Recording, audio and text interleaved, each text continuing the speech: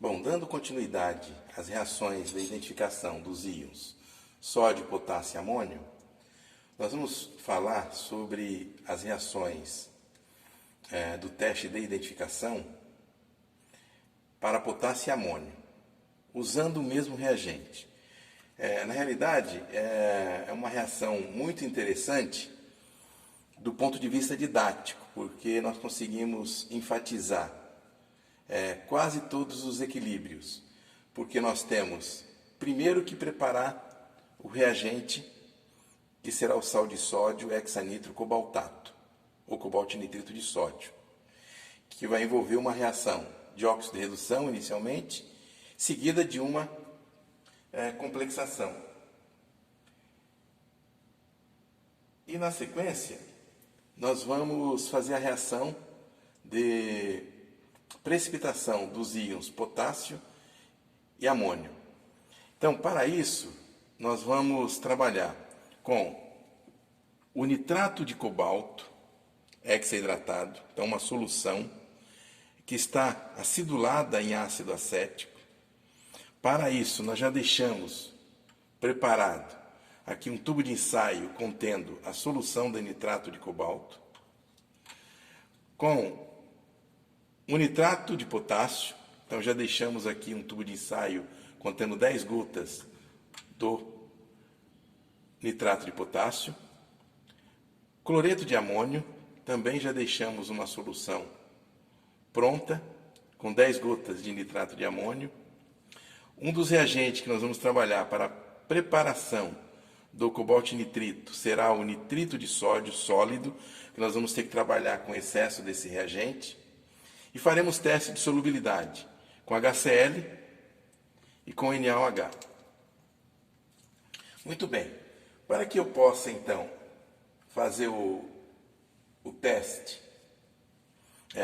de obtenção do reagente, então nós temos que pegar por volta de 10 a 12 gotas do nitrato de cobalto, adicionar uma ponta de espátula do sólido nitrito de sódio. Então nós teremos aqui o sal de sódio correspondente ao cobaltinitrito. Então observe que na caída ou no contato entre o nitrito de sódio e o cobaltinitrito, nós observamos uma efervescência, porque nós estamos formando o hexanitro cobaltato. Então, como é que acontece isso? O nitrito, tá certo, reage com cobalto 2 em meio levemente ácido, de ácido acético, para oxidar cobalto 2 a cobalto 3. E ele, nitrito, ser reduzido a NO, claro, mais água. E aí nós temos o excesso de nitrito conduz a reação de complexação para a formação do CO, NO2, 6 vezes, com 3 cargas negativas, onde o contraíon é o sódio. Tá certo? Então, nós vamos estar formando o hexanitro cobaltato de sódio. É uma solução límpida, transparente, acastanhada. Se nós retirarmos algumas gotas dessa solução e nós diluirmos, dá para vocês perceberem claramente que se trata de uma solução límpida, transparente, acastanhada. Então aqui está a solução límpida, transparente, não tem sólido em suspensão. Então, para que a gente possa fazer a reação de precipitação, então imagina que nós temos aqui uma solução problema que eu quero testar potássio. Que temos uma solução problema que eu preciso testar amônio. Para isso nós vamos precisar acondicionar o meio, deixar as duas soluções, tá certo? Que será o nosso tubo 2, então aqui vamos considerar como sendo o nosso tubo 1, como está anotado no nosso guia de laboratório, tá certo? Então o tubo 1 é o tubo que nós preparamos a solução do hexanitro cobaltato. O tubo 2 é onde nós vamos preparar a nossa amostra. A nossa amostra para identificar potássio ou para identificar amônio. Tá certo? Então, nós vamos fazer o seguinte. Vamos pegar o ácido acético e vamos pegar acetato de sódio, porque o nosso meio tem que ser ácido acético acetato num pH por volta de 5. Então, para que eu prepare essa solução tampão, para deixar em pH por volta de 5, nós vamos trabalhar com uma solução de ácido acético, que é 4 mol por litro. Eu vou adicionar em cada uma delas uma gota do ácido acético, 4 mol por litro. E vou adicionar a solução de acetato. A minha solução de acetato ela é 1 mol por litro. Tá? Então, para isso, nós vamos adicionar 1, 2, 3, 4 gotas ao sal de potássio, ou a minha SP problema, minha substância problema a identificar potássio, e 4 gotas aonde nós vamos identificar amônio. Então, essa é a condição para que a gente desenvolva e faça a reação. E agora nós vamos fazer o seguinte, vamos tirar gotas dessa solução do nosso reagente e vamos adicionar aonde tem potássio e aonde tem amônio. Observe que em ambos os casos nós temos a formação de um precipitado amarelo cristalino, tanto no amônio como no potássio. Tá? Essa reação de precipitação. Então, observe que para que a gente desenvolva essa reação, então, primeiro, nós estamos fazendo a obtenção do hexanitro cobaltato de sódio, tá? Que é uma solução límpida, transparente, acastanhada. Para a obtenção dela, nós temos então nitrito, que vai estar no meio levemente acidificado com ácido acético, formando ácido nitroso e acetato. Veja que é uma reação de protonação, é uma reação ácido-base. Cobalto 2, com ácido nitroso no meio ainda levemente ácido, é convertido em cobalto 3, então uma reação de óxido de redução, liberando NO, por isso que tem a efervescência, e água, é uma reação de óxido de redução. Só que esse nitrito nós estamos trabalhando com sólido em excesso. Então, o excesso de nitrito complexa cobalto 3, formando o hexanitro cobaltato, que é o de sódio, sal de sódio, contra íon é sódio. Então, nós temos como reação global cobalto 2, com excesso de nitrito e meio ácido, acético, levemente ácido, dando hexanitro cobaltato, liberando NO, acetato mais água. Essa é a reação global. A reação de precipitação, tanto com potássio como com amônio, acontece da mesma forma. Então, nós temos uma reação que se desenvolve numa condição tamponada por volta de 5.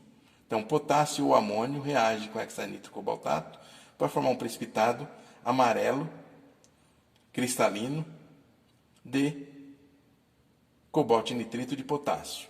Tá certo? Esse é o precipitado formado. Aí nós vamos testar a solubilidade desse precipitado, tanto em ácido clorídrico como em hidróxido de sódio. Então, para isso, nós vamos fazer o seguinte, eu vou dividir o precipitado para um outro tubo. Então, eu vou ficar com 2 tubos contendo precipitado de amônio e de potássio. E aí nós vamos fazer o teste de solubilidade, tá certo? Empregando, então, ácido clorídrico e hidróxido de sódio. Então, se nós adicionarmos hidróxido de sódio a cada um deles, então aqui de potássio, hidróxido de sódio. Observe que nós imediatamente observamos a formação de algo ou de um precipitado que escurece, vai escurecendo. Então, o precipitado amarelo começa a escurecer. Isso acontece tanto no sódio como no amônio.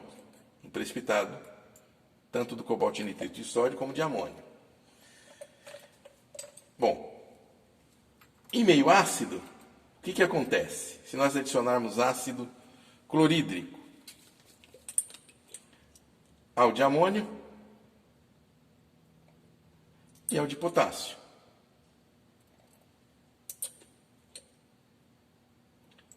Vou adicionar excesso de ácido em ambos os casos.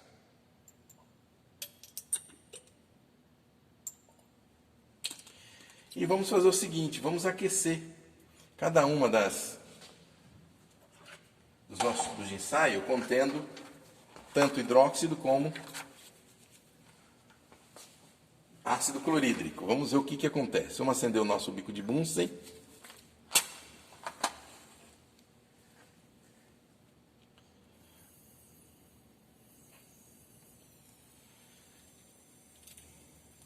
Então, nosso bico de Bunsen já aceso. Nós vamos fazer um aquecimento brando. Não precisamos aquecer intensamente. Então, vamos pegar o bico de Bunsen. Vamos aquecer o de potássio, onde nós adicionamos o hidróxido de sódio. E dá para vocês observarem claramente, ó, que ele fica preto. Tanto o de potássio como o de amônio, tá certo? Preto. Por quê? Quando o meio é alcalino, no equilíbrio do cobalto e nitrito, nós temos cobalto 3. Cobalto 3 reage muito facilmente com hidróxido de sódio para formar um precipitado preto de hidróxido de cobalto 3. Na presença de ácido, se nós aquecermos, tá, meio ácido, o de amônio, nós vamos fazer a dissolução. Então, observe que nós passamos por um azulado, tá certo? Que dissolveu completamente, ó, dissolveu. E aqui nós temos cobalto 2. Se eu colocar um pouquinho de água, voltamos ao que nós tínhamos antes. E da mesma forma, se nós aquecermos aquele que nós adicionamos ácido ao sal de potássio, cobalto e nitrito de potássio, também vai dissolver. Então vai passar da mesma forma por uma solução esverdeada, porque é um azul misturado com um amarelo inicialmente, mas que na diluição nós observamos que voltamos ao sal de partida, que é o nitrato de cobalto. Tá certo? Então, conclusão, o nosso meio não pode ser nem alcalino e nem ácido. Em meio alcalino, o precipitado amarelo não se forma porque ocorre a preferência para a precipitação do hidróxido de cobalto 3. Em meio ácido não se forma porque destrói o complexo, tá certo?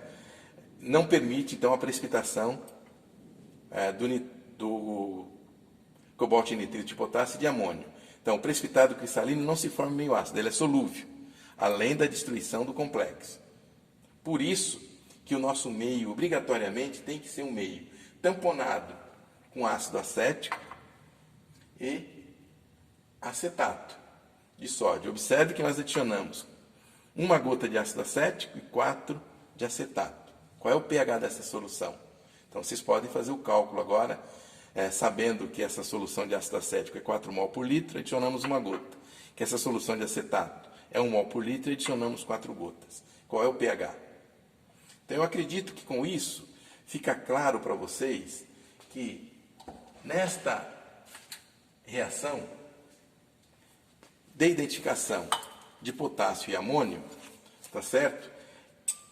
Ela tem um cunho basicamente didático. A gente não vai empregar essa reação para fazer identificação, porque nós temos muitos problemas, né? Primeiro, o meio tem que ser tamponado com ácido acético acetato. Isso tudo bem, porque eu não vou deixar nem o meio alcalino nem o meio ácido. Mas eu tenho um outro problema, que é com relação a existir cobalto 3, que é um oxidante. Existir nitrito, que atua tanto como oxidante como redutor. Por isso, é uma reação muito sensível a dar problemas, por isso que a gente acaba não escolhendo para fazer os testes de identificação para potássio e amônio. Como nós sabemos que amônio é muito fácil de ser identificado, a partir do momento que eu adiciono a um sal de amônio, uma base forte, e no aquecimento libera NH3, então esse é o teste mais fácil, mais detectável possível para amônio. E por outro lado, como nós sabemos que eu posso aquecer e eliminar o amônio a partir da eliminação de NH3, eu fico com uma solução que, se eu quiser testar potássio, eu não tenho mais a interferência do amônio. Consequentemente, eu uso a prova do ácido perclórico. Tudo bem? Eu acredito que isso fica claro, a forma de identificação tanto dos íons sódio, que é na chama, potássio, que após a eliminação do amônio eu posso fazer com perclorato, ácido perclórico, e o amônio a gente identifica direto na amostra sólida, adicionando a base forte e detectando a liberação de NH3.